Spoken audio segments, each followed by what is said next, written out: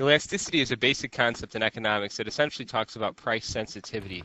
So we use elasticity to look at how much buyers and sellers are going to respond to changes in prices. So we know that because of the law of demand that buyers buy more at lower prices, but how much more do they buy when that price drops? That's the fundamental thing that we look at when we talk about elasticity.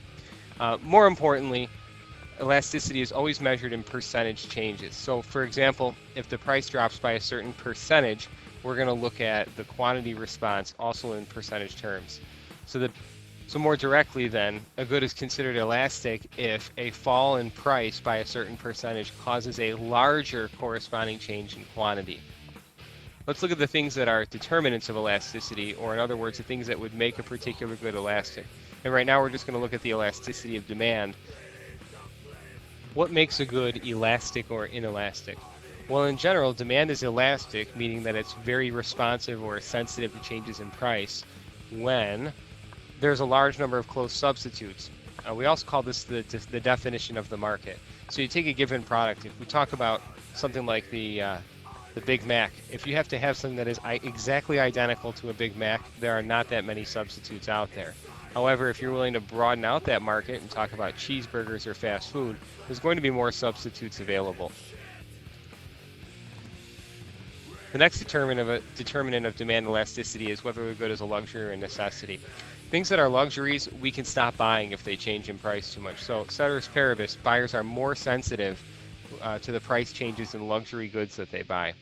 Similarly, they're more sensitive to price changes if the good is a large fraction of their income. So if we're talking about like a car, which could cost tens of thousands of dollars, if cars go up in price by 5 to 10%, that might have a fairly significant impact on the amount of cars that are demanded in the market. Compare that with something that's a much smaller portion of the income, like say a pack of gum. If it goes up by 5 or 10%, it's probably not going to cause a major drop in the number of packs purchased. And then finally, the longer the time period. We can be more elastic or more responsive to price change when we have more time to consider it.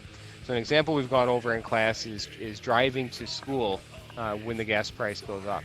If you woke up in the morning and the gas price was $10 a gallon, you might not have any other option but to drive to school. So in the very immediate or short run period, you don't have as many options.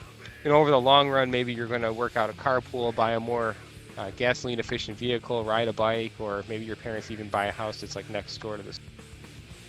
The point here is that the longer the time period that we're considering, the more elastic demand can become.